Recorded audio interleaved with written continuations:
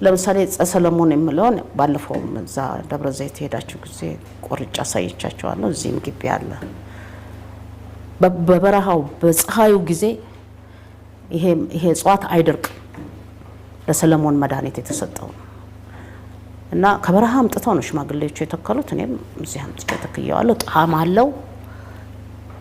መፋቂያው ይጠቅማል። ለፕሮስቴት ካንሰር ነው የምንጠቀምበት። እንደው ፕሮስቴታቸው አብጦ ፍሉዱ ከፍ ላለ እንዳይወልዱ ለሚሆኑ ሰዎች እንዲወልዱ የሚያደርግ በሽታውን የሚከላከል ማለት ነው። ግላንዱ እንዳያብጥ ያንን እንደነዚህ አይነት እጽዋቶች አስተምረውናል። ሰዎቹም ሽማግሌዎቹም ኃላፊነታቸውን ተወጥተዋል። አሁን ለምሳሌ ውሃ ሚጣቃ ማኔልን ስታስብ አንጀት ላይ ቁስል ሲኖር ሲደማ ሄዳችሁ ከሚጣቃ አምጡና አጠጡ እንባላለን።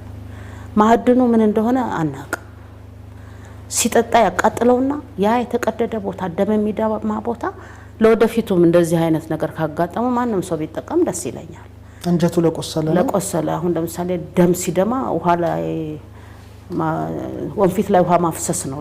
ደም ከላይ እየጨመርክለት ነው እንጂ መኖር አይችልም። ያችን ጸበል ስታጠጣው ሌላ ጸበል ብታመጣለት አይሆንም። ግን ያንን ወዲያው ቀርታ አምጥተህ ካጠጣው ድብን ይልና ቁስሉ ይደርቃል። መድማቱ ይቆማል። ምን አለው? ማዕድን ነው እዛ ውስጥ ያለው። ያ ቦታው ነው። እንግዲህ አሁን ውሃን እንግዲህ በዚህ መልኩ ስታየው ድንቅ ነገር ሰርቶ ታያለህ። እኔ በጣም እየደማ ይሞታል የተባለ ሰው ሰተን ድኖ እናያለን። ያ የእግዚአብሔር ተአምሩ እዛ ቦታ ላይ የተፈጠረው ፍጥረት ጥሩ ነው። ማዕድናት እንዳልኩ አንዲት ሴት በጣም የምትገርም ሴት እዚህ ውስጥ ጥርስ ውሃ ብቻ ነው የምትጠጣው፣ ፈሳሽ ነገር ነው የምትወስደው። ልጥረገው ብዬ በአንድ ማዕድን በጥጥ ላይ አድርጌ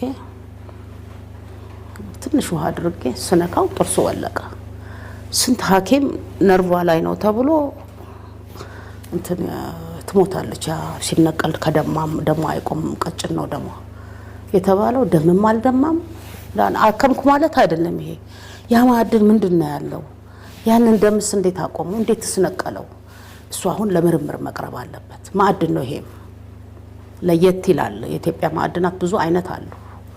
ለቁስል የምንጠቀማቸው ግር እንዳይቆረጥ፣ አሁን ለምሳሌ ጋንግሪን ሲኖር የምንጠቀመው መድኃኒት አለ። አንድ ቦታ ላይ እንዲቆም ቁስሉ ዙሪያውን እንነካና ያችን ማዕድኗን እናደርጋለን። ከዚህ ወዲያ ያለው ተበላሸ ነው፣ ከዚህ ወደ ላይ እንዳያልፍ የምንጠቀመው ማዕድን አለ። ግን ማዕድኖቹ ብዙ ናቸው።